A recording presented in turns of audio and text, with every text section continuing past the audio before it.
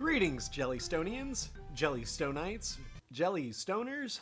Today I'm going to be giving my take on the new HBO cartoon, Jellystone. From the delightful mind of C.H. Greenblatt, who created Chowder and Harvey Beaks, and produced by HBO Max and Warner Brothers Animation, this cartoon takes characters by Hanna-Barbera and sticks them all in the titular town of Jellystone. This having formerly been the name of the national park from Yogi Bear, Yogi is the lead of the show. But instead of stealing picnic baskets, he's now a doctor. Boo Boo's a nurse, Huckleberry Hound is the mayor, and Snagglepuss is Maury. Please drop a like and subscribe for more new cartoon reviews. Now let's get into this.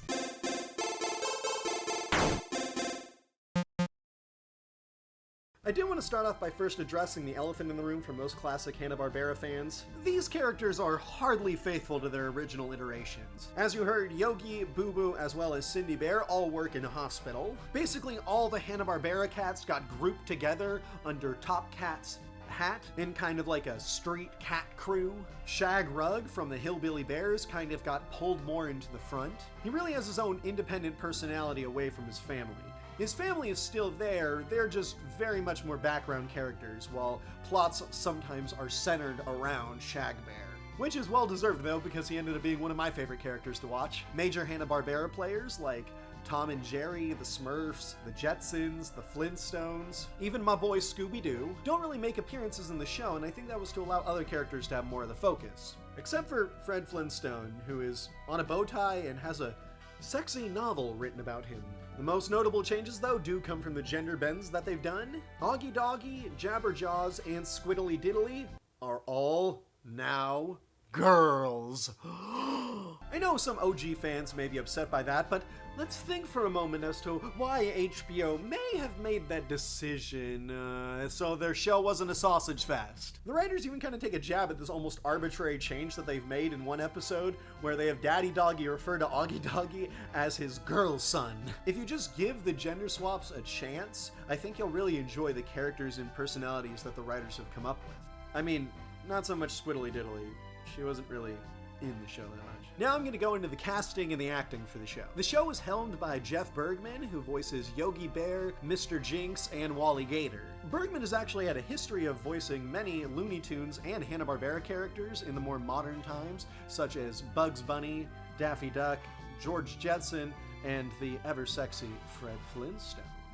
No one big. So I think he was a perfect fit since he brought that familiarity to Hanna-Barbera. Some of the characters are voiced by veterans of the screen in their own right. We've got Shag Bear, voiced by the very funny stand-up Ron Funches. Lieutenant Jim Dangle from Reno 911 is Top Cat. Shake from Aqua Teen Hunger Force is Snagglepuss. Mr. Peanut Butter from BoJack Horseman is Magilla the Gorilla. And I think they even troll you one time when they call him Magilla. Jim Conroy, Leslie Nicole, Melissa Villasenor, Flula Borg? I wasn't actually aware of who Grace Helbig was before the show, but after watching her performance as Cindy Bear, I really hope I hear her in more voice work. Even the lesser known and child actors in the show are just do incredible. Augie Doggy and El Kabong give some amazingly funny reads, and they don't even have Wikipedia pages. And really, it's just hard to choose like a favorite character out of the cast because they're all just acted so well. And I'll give that one to the voice director. I could tell he really knew what he wanted from his actors.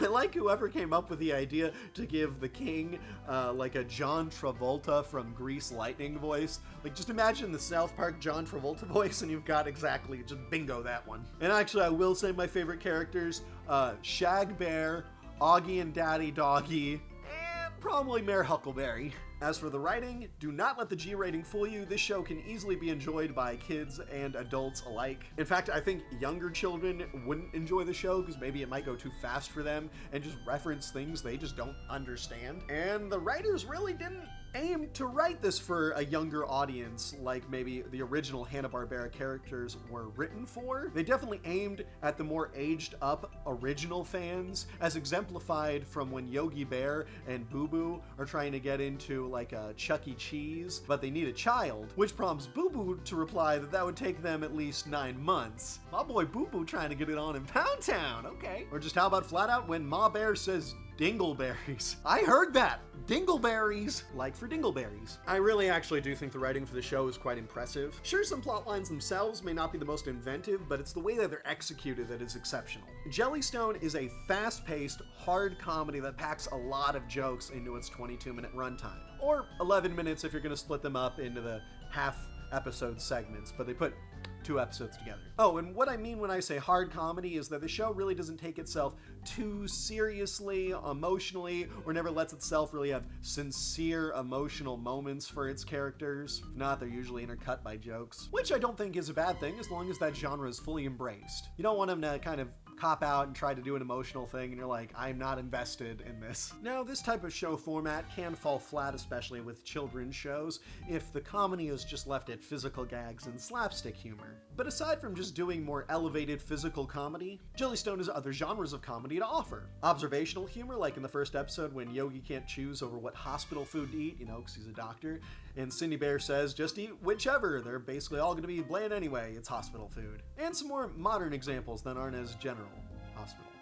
There's meta humor, like when the king refers to him and his crew as the coolest group this side of the Hanna-Barbera cinematic universe. Super off-the-wall Rick and Morty-esque humor, like when Augie Doggy is getting a free sample at the grocery store. It's a cheese cracker, and then she's transported into this magical cheese world. And then just decides to take a bite out of one of the cheese people that was celebrating with her, and the cheese person is just crying out in pain until the fantasy fades out. Then there's references that only old Hanna-Barbera fans will get, like the ones that I didn't understand and went over my head that I could tell were meant for old Hanna-Barbera fans, unlike me. I'm just being honest. Maybe that's why I enjoyed this show, though, is because I wasn't an original fan, so sorry if you're an original fan and you hated the show. I personally really liked it, but there wasn't really a lot of that old reference humor. There was definitely more modern references as well to anime and movies. Heck, they titled one episode Cats Do Dance, or just straight up ending the show with an anime fight scene. Well, I guess the show didn't really end there, and more ended on a fart, but let's not mention that. They do go all out with that fight scene though, and it really looks like Japanese anime. I very much appreciated that. There were funny running gags throughout the show, like El Kabong being afraid of the lightning that kept striking behind him, or Peter Potamus being a weeb. Yeah, they did that. And yeah, not just a little bit.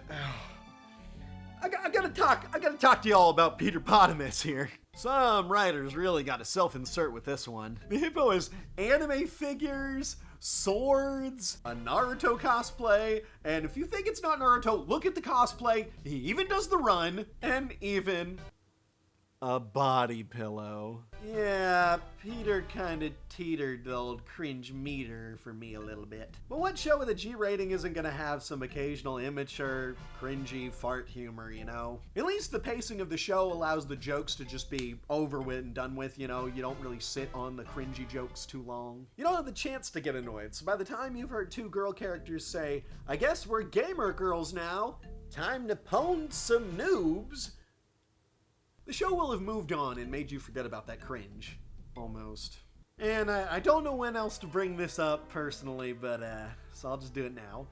In the episode Cats Do Dance, when the John Travolta lion, the king, comes over, he refers to Top Cat and his compatriots as simps. Now, I know there's another meaning for the word, but I feel like the writers are self-aware enough to know that in the current zeitgeist, we really think of a whole nother meaning. Like, I heard that word and I had to double take and just be like, wait, what I hear? Is that just me? Maybe I'm just weird. Maybe I'm just, I don't know. I mean, it was funny. I thought it was funny. Okay, now while I am talking about cringe, we do need to mention songs, because those are always kind of cringy in children's shows. Jellystone does incorporate a few songs here and there, and while I don't remember a lot of them, that tells you, that they're not that long and not that jarring in the episode, but also not that good since they didn't really stick in my brain. I did have 1 or 2 that I found enjoyable in the episodes and found myself really smirking at the jokes and how they progressed the story. And damn if it wasn't brave to take a musical swing at fruit salad. No one tell the Wiggles, okay, they are gonna be pissed. And on the note of songs, of course, the theme song is also rather short. It's a fun little kazoo ditty that goes by quick, so no need to really click that skip intro button. And what was really smart is the intro sequence is kind of the whole town collapsing at some point, and there's always a new way that the town is collapsing, which gives you a reason to actually watch the intro. They only repeat a few of the causes, but maybe in season 2 they'll make each one different. The sound design was alright and fitting, and I think it might have just been the normal sound group that C.H. Greenblatt uses for his projects. I'm not entirely sure though. Talking about C.H. Greenblatt though, he acted as one of the big writers and animators for the show, obviously being the creator. But what I liked when I looked into the other writers is they also had background doing art, storyboards, or things like that. So they all wrote with animation in mind. This allowed for the jokes to really flow with the animation, and neither one kind of threw off the pacing of the other. They really worked in tandem. This can be a difficult thing to manage, and I think they really did it on the level of early SpongeBob. Especially with how fast-paced the show is, it's incredibly well done. With how much the animators throw into the background for you to miss too, the show can get pretty intense. And that's probably because they have Ben Gruber as the story editor, who is one of the co-creators for Super Jail on Adult Swim. And if Super Jail isn't some great experience to help manage a zany show like Jellystone, I don't know what is. And talking about zaniness, let's get into the animation. While the style is very reminiscent of Greenblatt's Chowder and Harvey Beaks, the teams of Snipple Animation Studios and Cheeky Little Media that worked on this show really put a lot of love and effort into what they created here. The speediness of the show just doesn't give the animators time to breathe, so they constantly put something on screen for you to look at. Whether it's a background character or just a very detailed animation sequence. Aside from that, the alternative art styles used also make for a really interesting watch. Like there's an episode featuring the character Funky Phantom, who remains completely in black and white. It's kind of funny. He looks almost like a storyboard. In another episode, Shag Bear borrows money from the Banana Splits, who were kind of like a mafia. Shag Bear just wanting to be cool and throw a party. When the Banana Splits come to try to demand the money back from him, Shag Bear goes, "Oh man, I just wanted to be cool."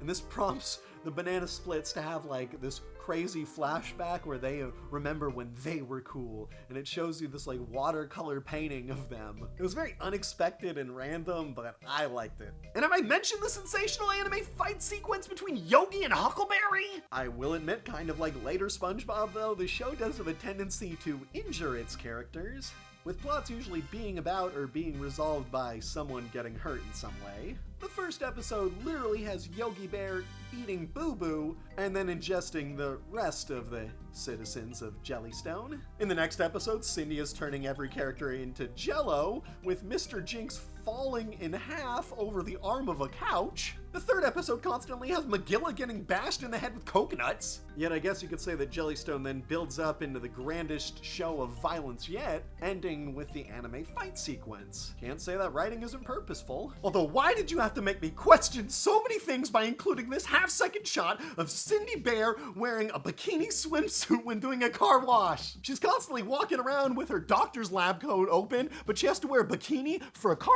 wash? Guess we figured out the real treatment that Dr. Cindy is giving out. One downfall of the show is that it is only 10 episodes long, or 20 episodes if you want to count the 11-minute segments. By that logic, I highly endorse a second season of Jellystone. With that, thank you all for watching my commentary review thingy. Jellystone is definitely worth a watch on HBO Max if you have it, or it's worth getting HBO Max if you don't even have that yet. But hey, subscribing to my channel is always free, as I'll be reviewing pop culture that I enjoy and some that I really don't enjoy. Leave a like if you like jelly and hit the bell to turn on notifications. It's like a dinner bell, but for my videos. Or not. It's your choice. If you want to, though, I have this fun video about this awful animated film that's probably the worst movie I've ever seen in my life, or a bullying PSA that probably taught you more how to bully than how to prevent bullying. So there's that.